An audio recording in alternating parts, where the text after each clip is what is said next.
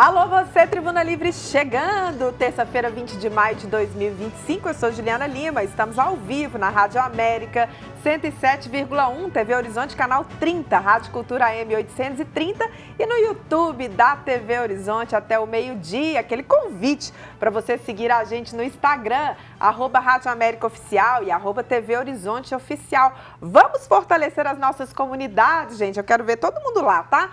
Vamos juntos nesta terça-feira comigo, Leonardo Apolinário. Bom dia, Léo. Bom dia, Ju. Vamos juntos na terça? Bora! Calma que logo, logo é sexta, viu? Bom dia para você aí de casa também, que está aqui nos acompanhando. Gente, hoje é dia do comissário de menores. Tem muita gente que não conhece a atuação deles na fiscalização do cumprimento do Estatuto da Criança e do Adolescente.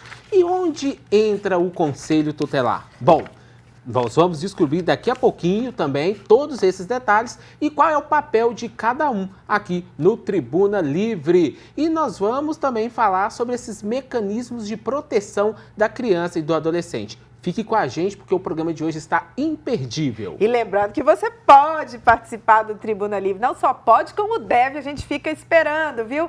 Fala comigo, se você pudesse denunciar uma situação de risco para uma criança ou adolescente, você faria? Manda pra gente no nosso WhatsApp, 319-9412-2179. Tem muita gente, né, Léo, que tem medo, né? As pessoas muitas vezes nesse mundo individualista, elas evitam fazer denúncia. Isso, e as pessoas falam assim, eu não tenho nada a ver, é na outra família, eu não vou me meter. Tem que se meter, gente. Inclusive, você pode fazer até denúncia anônima, gente. Exatamente. Não tem problema, não. Então, responde pra gente. Se você tivesse oportunidade, você faria uma denúncia? Tem gente até que já fez, tá? Manda também seu abraço, seu bom dia. Tribuna Livre, você sabe, também é seu. 99412-2179. Nós já vamos dar o nosso bom dia aqui pro José Jorge do bairro Eimar, que participa com a gente aqui todos os dias.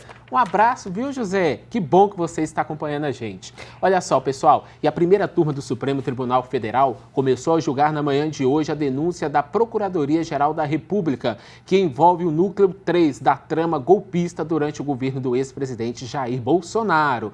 O colegiado vai decidir se estes envolvidos também vão se tornar réus. Rodar Hit traz as informações para a gente. Cientista político, quem são os denunciantes desta vez? São agora generais que podem se tornar réus hoje se a primeira turma do STF acatar a denúncia enviada pela PGR para o STF. São generais, coronéis, tenente-coronéis e Polícia Federal. Algo inédito na história do Brasil, em que militares são julgados pelo STF, pela Justiça Civil, e não pela militar. E mais do que isso, uma grande chance, inclusive pelos dados que foram colhidos nos últimos dias, inclusive com depoimentos iniciados ontem, se transformarem em réus e, inclusive, receber uma sentença muito desfavorável a eles. A velocidade do julgamento, inclusive de Jair Bolsonaro, ele está dentro do previsível e do previsto. Algumas pessoas que são leigas falam, está muito lento. Não está lento. É diferente, é que existe uma cultura punitivista no Brasil muito ruim, que acha que tudo se resolve só pelo convencimento de que uma pessoa é culpada, ela já tem que se tornar réu e já ser presa, né? Isso remonta ao século XVII, e como que era no século XVII, né? E que vai sendo alterado no século XVIII, XIX na Europa, né? Ou seja, agora as pessoas têm direito à defesa e tem um rito de defesa. O julgamento e a sentença do Bolsonaro deve sair, para que se tenha uma ideia, em setembro ou outubro. Alguns técnicos dizem que talvez um pouquinho mais. E ele, inclusive, pode, dependendo da situação, da sentença, ter ainda algum tipo de tempo para apresentar alguma contestação, né? Embora seja STF. De qualquer maneira, é importante a gente entender que é surpreendente como que as instituições estão estáveis. É uma mudança muito importante e nós temos a obrigação de acompanhar. Muito obrigada, Rudá. Ouvimos o cientista político Rudá Guedes Ritt. Gente, falar sobre outro assunto também tira o povo do sério, né, Léo? Furto de celular. Quem é que nunca passou por isso? Só quem teve sabe o que Não, é, viu? Pesadelo, né? Principalmente nesses tempos aí que o celular tem tudo e é indispensável na nossa vida. A Polícia Civil está entregando hoje mais celulares furtados. Quem sabe o seu está nessa leva aí, hein? O repórter Giovanni Rodrigues traz os detalhes. A Polícia Civil realiza hoje a terceira etapa da ação Tá Entregue, com a devolução de mais de 900 celulares recuperados em investigações conduzidas em todo o estado. A entrega começou às 8 horas e segue até às 5 da tarde, simultaneamente nas 6 delegacias regionais de Polícia Civil em Belo Horizonte, que ficam no Centro, Barreiro, Venda Nova, Leste, Sul e Noroeste.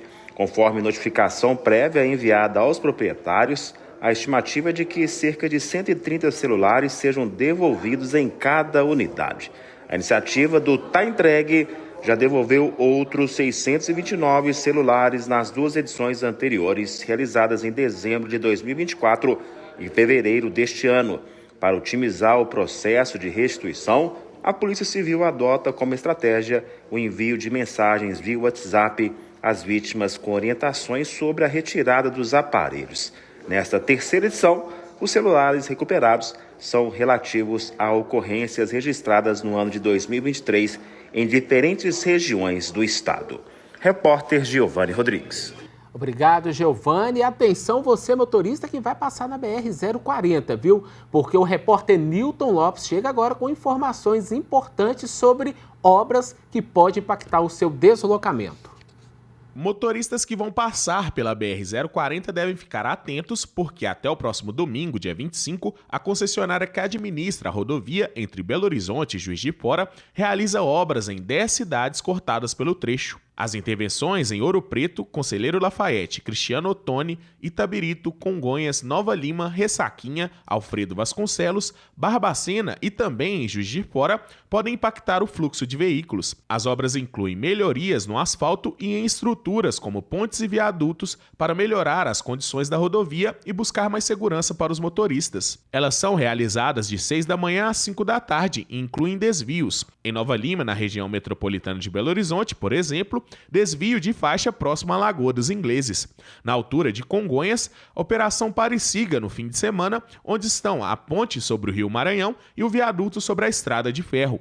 Além disso, ao longo da semana estão previstas intervenções em trechos com maior circulação de veículos, como entre Conselheiro Lafayette e Barbacena, exigindo atenção especial dos condutores. Repórter Newton Lopes. Obrigada, Nilton. Gente, 70 anos da Rádio América. Esse mês é muito especial, não é mesmo? Dia 31 é aniversário de 70 anos dessa emissora que faz parte da vida de todos nós mineiros. Aqui no Tribuna Livre, você pode contar a sua história de amor com a Rádio América. Manda um vídeo pra gente de até 1 minuto, com o celular deitado. Hoje é a vez de uma ouvinte querida, adoro demais, que está lá do outro lado do mundo, dar o seu depoimento. Quem será, hein? Bom dia, Rádio América. Meu nome é Flávia, sou de Belo Horizonte, mas atualmente moro aqui em Londres, na Inglaterra. Ouço a Rádio América todos os dias. Começo bem cedinho, depois sigo com a Experiência de Deus com o nosso querido Padre Manzotti e em seguida o Tribuna Livre com a nossa amiga Juliana Lima. E assim vou ao longo da programação. A Rádio América é uma rádio que faz diferença em minha vida, porque é uma rádio que me leva à espiritualidade, à missa diária, à informação e à prestação de serviço. Então é com muito carinho que eu venho aqui desejar não só 70 anos, mas mais 100, mais 1000 anos, porque coisa boa tem que durar para sempre. Um grande abraço a todos vocês e nos vemos em breve. Ei, Flávia, obrigado pela sua participação. Gente, faça como a Flávia, envie seu vídeo, 70 anos da Rádio América. 70 anos não são só 7 dias não, viu? E também mande seu alô, seu abraço, ó. A Shirley Aparecida, bom dia, Shirley. Quem tá mandando bom dia também é o Antônio Marcondes de Nova Lima, minha querida Nova Lima. Muito bom dia para vocês aí, que bom que vocês estão nos acompanhando. Bom, vamos falar agora da gripe aviária, né, Juliana? Nossa Tá Senhora. todo mundo meio ressabiado, né? Todo mundo, com medo de comer carne, frango, ovo. Até ovo também, né? É. Pois é, gente. E olha só, apesar de não haver transmissão da doença pelo consumo, tá? As pessoas estão meio assustadas. O governo está trabalhando para restabelecer o fluxo de comércio após casos de gripe aviária. Quem está chegando agora com as informações é o repórter José Osório da FP. O ministro da Agricultura, Carlos Fávaro, reafirmou nesta segunda-feira o compromisso do Brasil com a transparência e a robustez de seu sistema sanitário diante da identificação de um foco de gripe aviária em uma granja comercial no Rio Grande do Sul. Nós vamos ter 28 dias a partir do marco zero, que é o primeiro dia depois da desinfecção total do lugar do foco, 28 dias.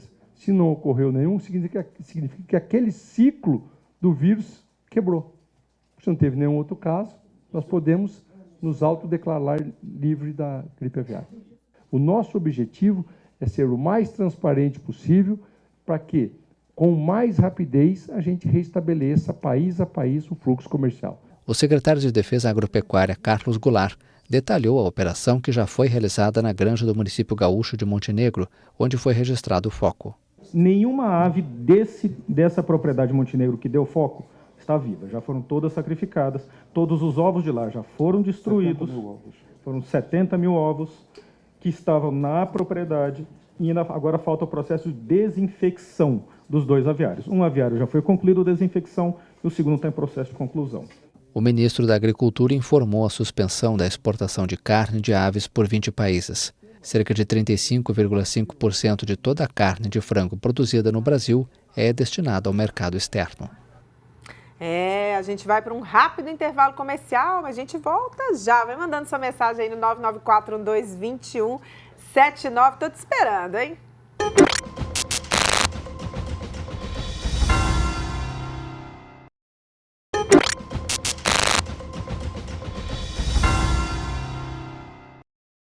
De volta com o nosso Tribuna Livre, terça-feira, 20 de maio de 2025. Gente, eu falo sempre aqui no Tribuna Livre da importância da Defensoria Pública nessa garantia aí da defesa dos direitos das pessoas, principalmente de quem não tem recursos para pagar advogados. Hoje a Defensoria vai prestar atendimento itinerante nas comunidades do Morro das Pedras e da Ventosa. O repórter Giovanni Rodrigues traz as informações.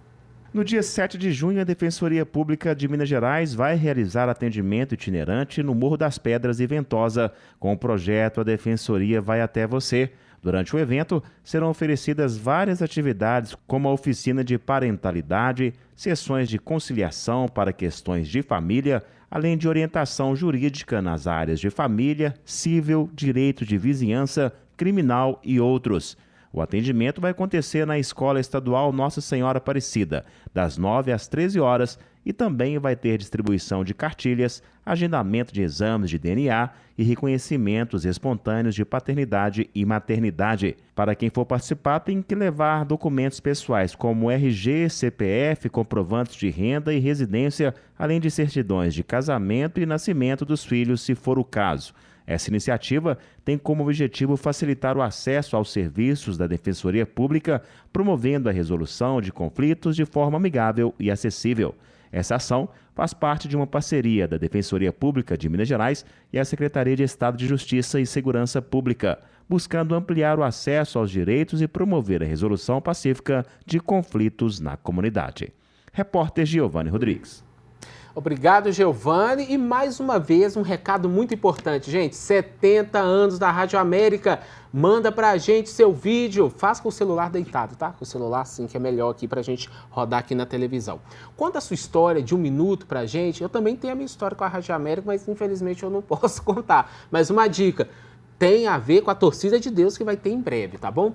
Manda lá no nosso WhatsApp, eu quero a camisa da Rádio América com seu nome e seu bairro, tá? Participe do sorteio. O nosso WhatsApp você já sabe, é o 31 99412 2179. Manda pra gente. Maravilha, quero ver todo mundo com essa camisa laranja da Rádio América pro Belo Horizonte inteiro. Eu fui dar uma camisa da Rádio América para um casal, né, querido de tios, que adoram, que ouvem todo dia o programa. Deu briga. Não, e dei numa festinha que teve lá em casa esse final de semana com os irmãos do meu pai todos, são 10, deu problema. Nossa. Todo mundo quer a camisa agora.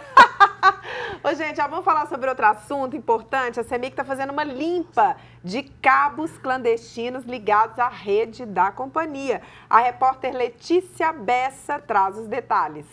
Balanço divulgado pela CEMIG registra mais de 3,5 toneladas de fios irregulares retirados de postes distribuídos em quase 30 cidades de Minas.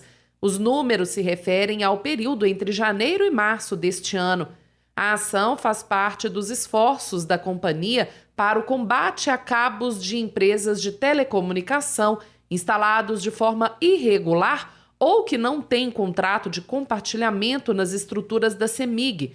Na prática, são cabos de empresas de telefonia, internet e TV a cabo. Ainda segundo a CEMIG, nesse primeiro trimestre, foram vistoriados mais de 12 mil postes no estado e retirada a fiação de 19 empresas que atuavam de forma clandestina no sistema de distribuição da companhia. Até o último mês de abril, a CEMIG já fez quase 13 mil notificações a empresas de telecomunicação para que seja feita a adequação de fios em toda a área de concessão. Esse número, segundo a CEMIG, já é quase 23% superior a todo o ano de 2024. Repórter Letícia Bessa. Obrigado, Letícia. Olha o miau, gente. Pode fazer miau não, viu? E atenção, deputados estaduais voltam à terceirização dos hospitais da FEMIG hoje. Quem chega agora é Milene Alves com mais informações.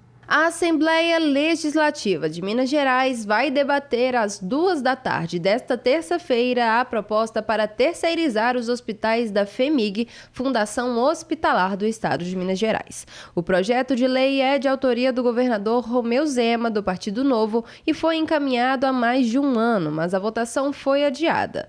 Neste momento, a proposta volta a ser pauta na Assembleia Legislativa em meio a tentativas de instalação de uma CPI, Comissão Parlamentar de Inquérito, que vai investigar supostas irregularidades na administração dos hospitais da FEMIG.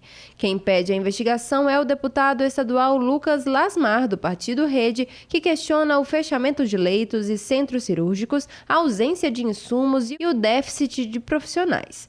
Se o projeto de lei de Romeu Zema for para frente, o primeiro hospital a ser transferido para um serviço social autônomo seria o Hospital Alberto Cavalcante, especializado em oncologia. Depois, seria alterada também a administração do Hospital Eduardo de Menezes, o Hospital Infantil João Paulo II e a Maternidade Odete Valadares. Repórter Milene Alves. Esse negócio de terceirização aqui no estado ainda vai uma novela ainda com isso, hein? Ó, a Regional Norte ganha um novo espaço em Centro de Apoio Comunitário. A repórter Janaína Regiane tem os detalhes. O CAC Providência Centro de Apoio Comunitário no Minaslândia, Regional Norte de BH, inaugurou o Espaço de Artes Marciais, que recebeu o nome do ex-prefeito da capital, Fuad Noman. No CAC Providência são desenvolvidas atividades como esportes, dança, lazer e música, além de abrigar um CRAS, Centro de Referência em Assistência Social, um centro de saúde e também um posto da Guarda Municipal. As obras incluíram instalação de academia da cidade, centro de convivência, revitalização dos banheiros e alojamento para a Guarda Municipal de BH. Repórter Janaína Regiane. Obrigado, Janaína. E o IBAMA autoriza a Petrobras a avançar com pesquisas na margem equatorial. Ô, Suzane de Oliveira, da FP, conta pra gente, o que é tudo isso aí? O megaprojeto para prospectar petróleo em uma área marítima perto da foz do rio Amazonas, no Amapá, avançou no processo para obtenção de autorização do Instituto Brasileiro de Meio Ambiente e dos Recursos Naturais Renováveis. A Petrobras quer iniciar perfurações exploratórias em uma zona marítima de cerca de 350 mil quilômetros quadrados, na chamada margem equatorial, a cerca de 500 quilômetros da foz do rio Amazonas, no norte do país. Suas reservas potenciais são estimadas em 10 bilhões de barris de petróleo. Em 2023, o Brasil alcançou mais de 15 bilhões de barris em reservas comprovadas. O projeto conta com o aval do presidente Luiz Inácio Lula da Silva, que argumenta que o país precisa de fontes de financiamento para a transição energética. Mas, ao mesmo tempo, o dirigente quer que o Brasil lidere a luta contra o aquecimento global, enquanto o país se prepara para sediar a Cúpula do Clima COP30 em Belém, no Pará, em novembro. Um comunicado afirma que o IBAMA aprovou o conceito de um plano de proteção da fauna na bacia da Foz do Amazonas, mas esse avanço não configura a concessão de licença para o início da realização da perfuração exploratória. Para continuar, o IBAMA vai fazer vistorias e simulações de resgate de animais da fauna oleada que testarão na prática a capacidade de resposta em caso de acidentes com derramamento de óleo. A gente também segue acompanhando esse assunto. Olha, para você que nos acompanha na TV Horizonte, o Léo chega agora com informações sobre declaração do imposto de renda. Falta 10 dias para o fim do prazo, hein? A gente volta já.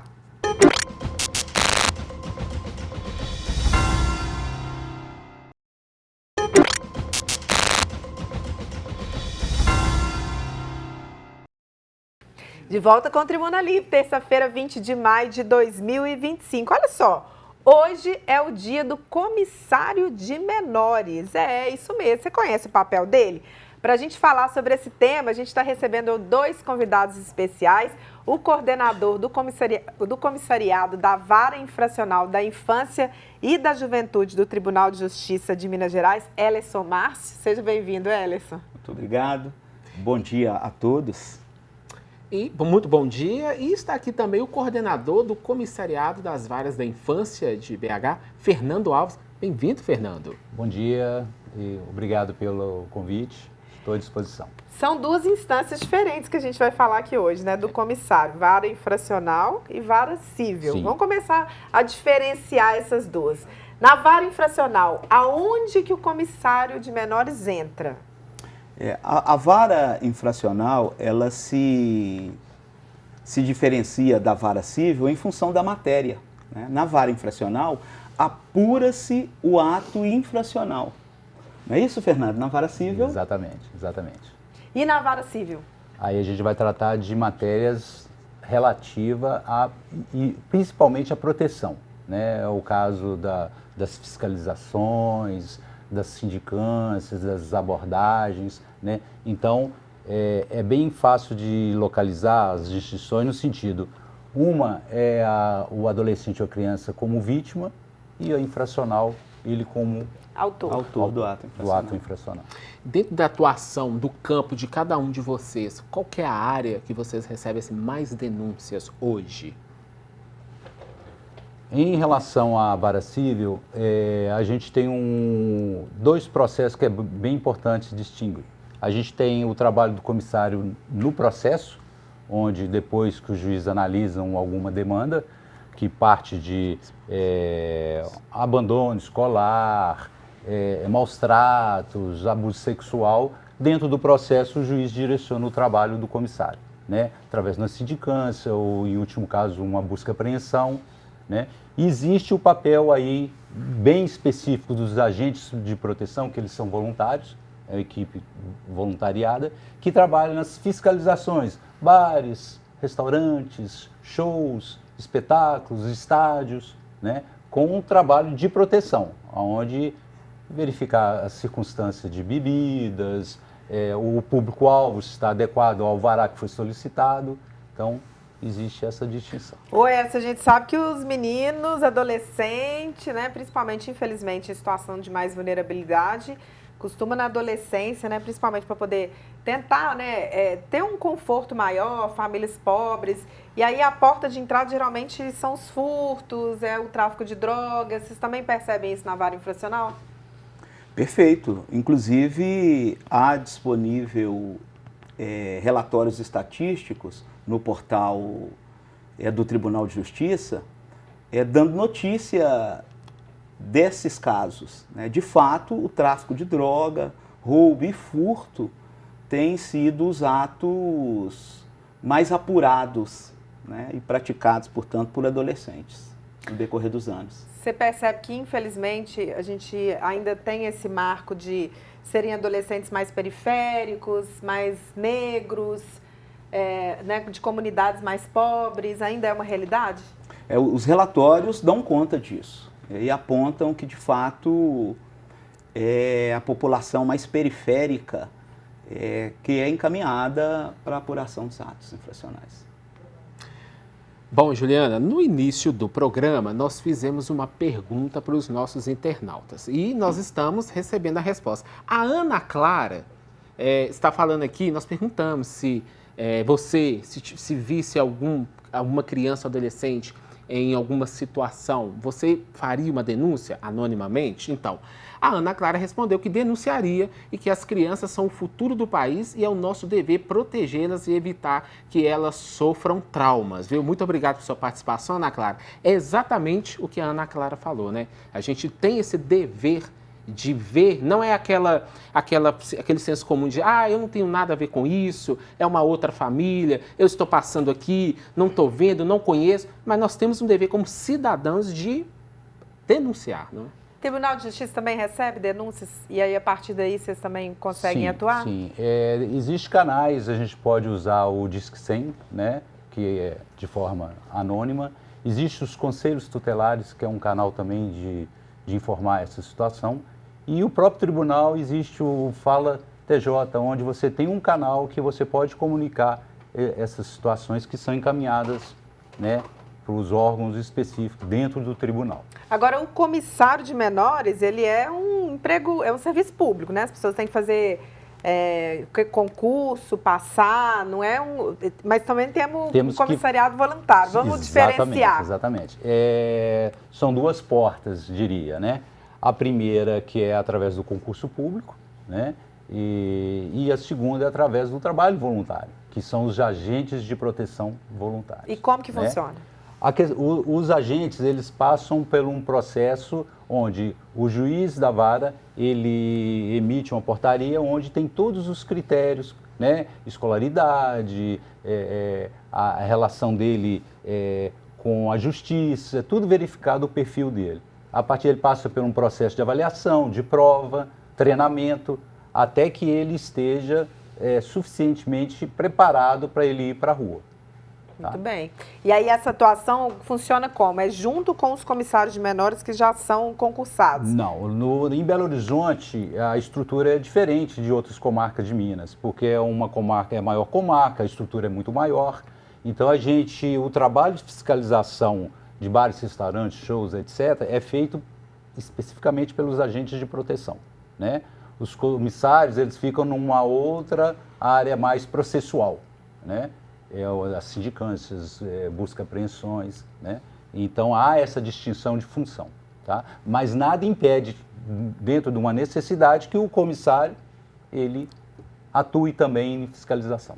Agora, na área de vocês dois, há um número grande de pessoas, de voluntários, de comissários que conseguem andar por Belo Horizonte, que conseguem verificar essas denúncias que são recebidas? Há um efetivo? Na vara civil, hoje a gente está com um grupo já fechado de 50 voluntários, a gente está esperando a chegada de mais 30, mais ou menos. E a gente tem um corpo no comissariado de efetivos de 26. Né? Então a gente trabalha aí com uns 90, quase 100 servidores, né, dentro dessa área. Quando a gente pensa em vara infracional, tem um senso comum das pessoas que falam assim, adolescente não dá nada com eles, né? A polícia prende por alguma dessas questões que a gente falou, mas solta, o ECA tem muitas medidas protetivas, né? É muita, como eu vou dizer, burocrático para poder fazer aquilo que a sociedade quer, né? Entre aspas, que é prender as pessoas que cometem algum delito. não é essa a realidade, né? Para quem vive isso na prática, a gente sabe que não é assim que funciona e que o objetivo não é necessariamente criar uma repressão para esses meninos, né? A gente tem que criar maneiras deles voltarem para a sociedade de uma maneira mais tranquila. A gente pode dizer assim?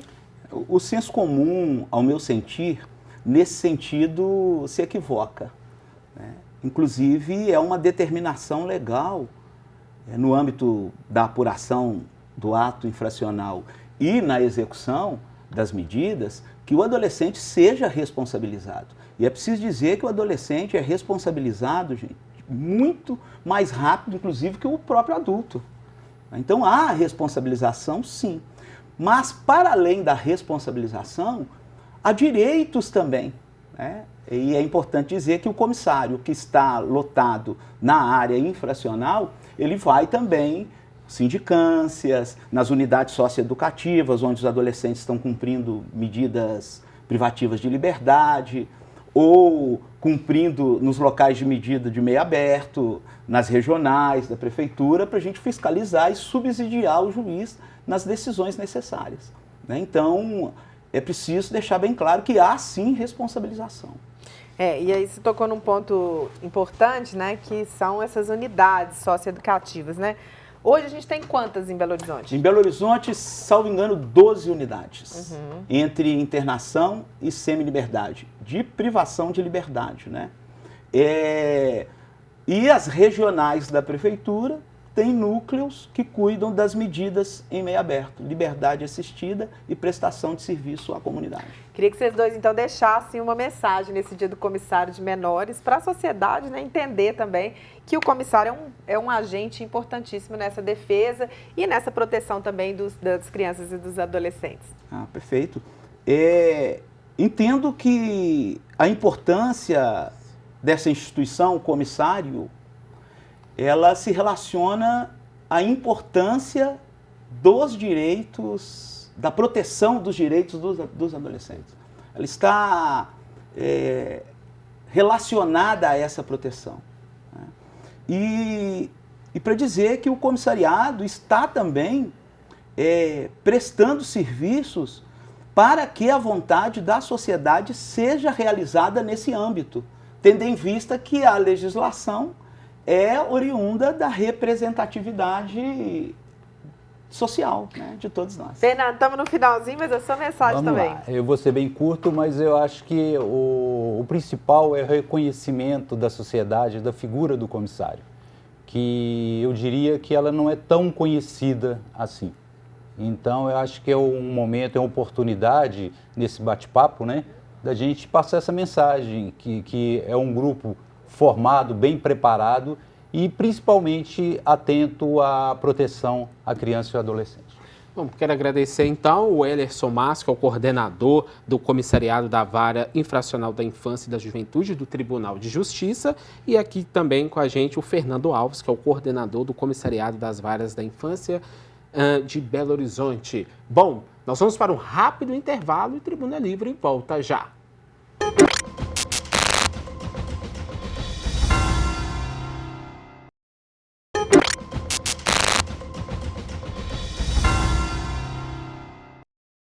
De volta com a Tribuna Livre, terça-feira, 20 de maio de 2025. Vamos seguir nesse assunto de proteção à criança e adolescente, né, Léo? Exatamente, porque é um tema muito importante. E aqui no Tribuna, com a gente, nós recebemos a conselheira tutelar pela Regional Centro-Sul de Belo Horizonte, Patrícia Reis. Bem-vinda, Patrícia. Obrigada pelo convite. Estamos aqui à disposição, né, para responder às perguntas dos usuários, dos munícipes com relação à atuação do Conselho Tutelar. Ô, Patrícia, você estava me contando que não é a sua primeira vez no Conselho, não, né? Não, eu já estou no meu 4º mandato, né? Há 15 anos de Conselho Tutelar pela Regional Centro-Sul, onde em 2023 eu fui eleita a conselheira mais bem votada do estado de Minas Gerais. Pois é, e o que te levou a buscar ser conselheira tutelar? A minha família já tem uma história com o Conselho Tutelar, né? A minha tia, ela foi conselheira em 1997, assim que implementaram o Conselho Tutelar em Belo Horizonte, por 2 mandatos. A minha família, nós somos do aglomerado da Serra, é uma família muito atuante na comunidade e me chamava muita atenção da forma que ela conduzia, da forma que as famílias iam pedir apoio, né, a ela no Conselho Tutelar. Então isso foi me cativando, foi me motivando. Trabalhei também como menor aprendiz na Asprom, numa creche do DR, que eu trabalhava diretamente com crianças, e foi me chamando a atenção e me despertou essa paixão pelo Conselho Tutelar. Bacana.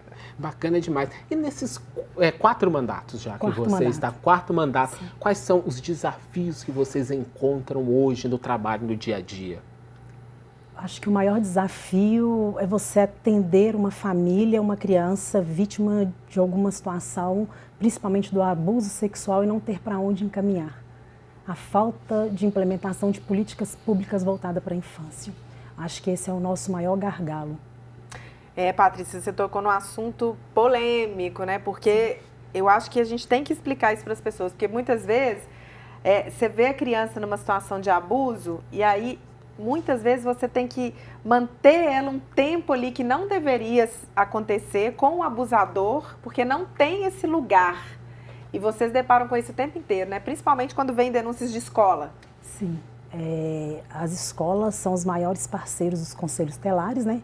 Até mesmo porque é onde as crianças passam o maior tempo, são com professores e geralmente sempre traz essas denúncias. E imediatamente as escolas encaminham para o Conselho Tutelar, né, uma ficha de notificação ou um relatório informando aquela fala espontânea da criança, né?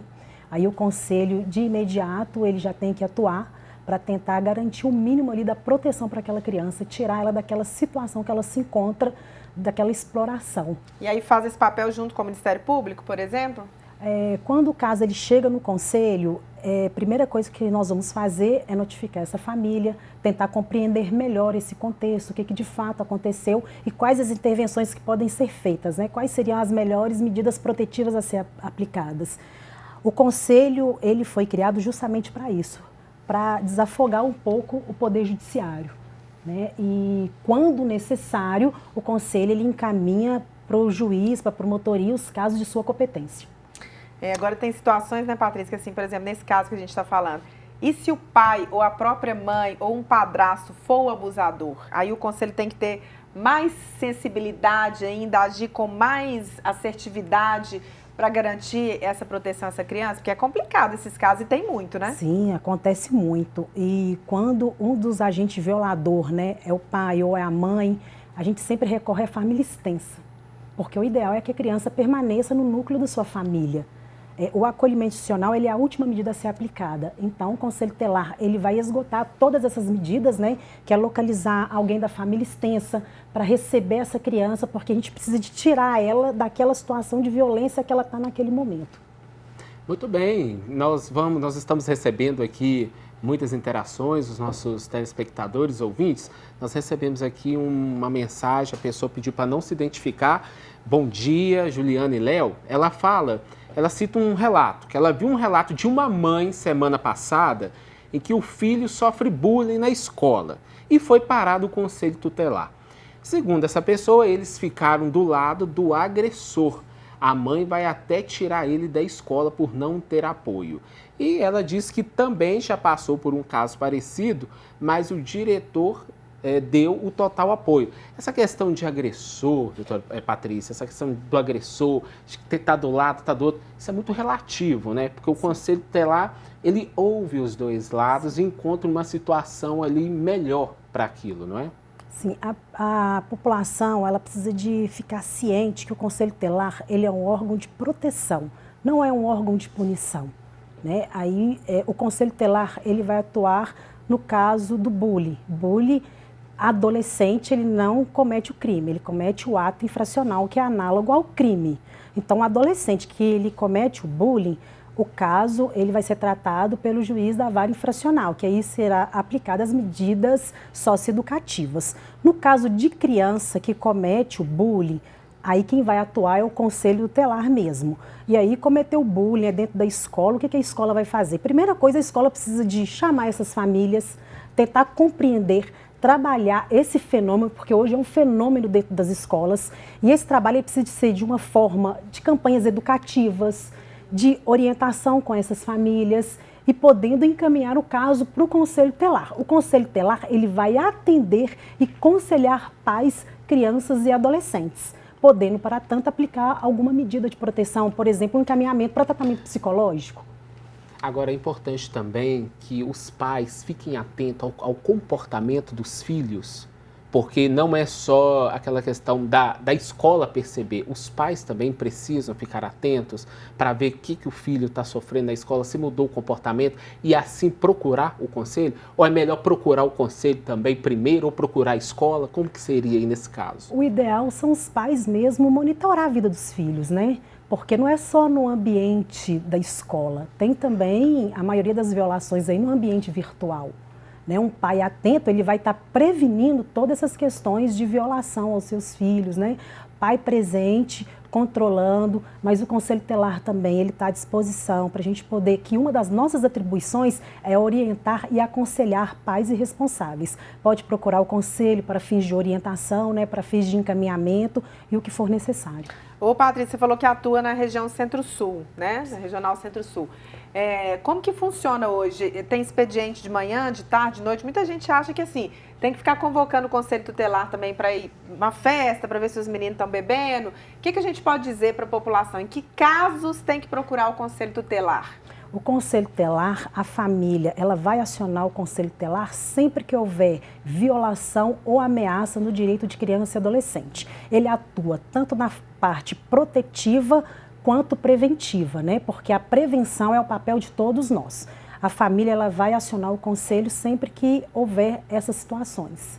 E na Regional Centro-Sul a gente tem expediente, como Sim, é que funciona? Em Belo Horizonte, né, nós somos, no Brasil, é o único Conselho Tutelar que funciona 24 horas, ininterruptos e presencial.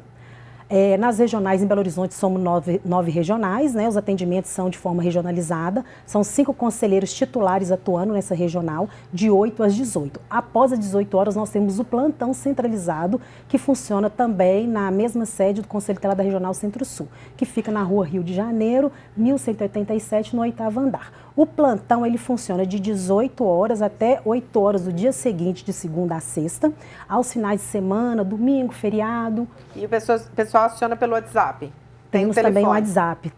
Cada conselheiro ele tem um telefone institucional, né? Nós temos o WhatsApp, via e-mail também, só que o plantão centralizado são casos de urgência e emergência, né? Pegou fogo ali, o pronto-socorro é o plantão centralizado. Agora, casos que requerem um acompanhamento, que tem todo o desdobramento, o ideal é que a família procure a sua regional.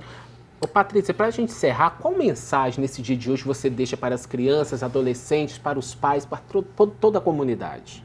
A mensagem que eu deixo é que pais cuidem de seus filhos, né? Eles são o nosso futuro de amanhã. Tenha mais cuidado. O lugar de criança e adolescente é dentro da sua família. E aquela família que não tem condições, que o Estado faça a sua intervenção para que essas crianças voltem novamente para a sua família. Não tem lugar melhor no mundo que a nossa família. É importante o papel do conselheiro tutelar, gente. Agradecer muito a Patrícia Reis, que é conselheira tutelar pela Regional Centro-Sul. Obrigada, viu, Patrícia, pela presença. Agradeço o convite. Manda um abraço muito obrigada. Lá. Gente, Tribuna Livre chegou ao fim. Muito obrigada para você que participou conosco. Estamos aqui na Rádio América Oficial, TV Horizonte Oficial. Siga lá nossas redes sociais, né? No Instagram e também lá na Rede Catedral. Tô sentindo falta de vocês lá. Lembrando que você pode sempre participar do Tribuna Livre no nosso 994-12-2179. Vem chegando aí o Rede, né? Rede Notícia tá chegando com o André Santos, tá chegando também com a Milene Alves e hoje eles vão trazer mais detalhes do Propag com a deputada Bela Gonçalves. Você não pode perder. Continue aí na TV Horizonte, na Rádio América. Até amanhã. Até amanhã, gente.